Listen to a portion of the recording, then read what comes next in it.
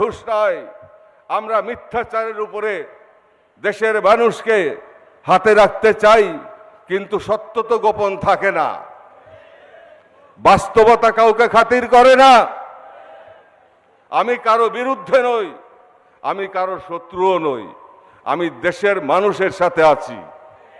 আমি 14 দলেও নাই, আমি 35 দলেও নাই, 34 দলেও নাই। আমি আছি আমার জাকের পার্টির আদর্শ নিয়ে।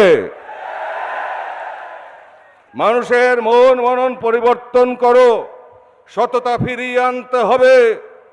রাষ্ট্রীয় অর্থ সম্পদ লুট করা বন্ধ করতে হবে। দেশের মানুষকে বাঁচাতে হবে। 1% মানুষের হাতে সম্পদ কুক্ষিগত করতে দেওয়া হবে না।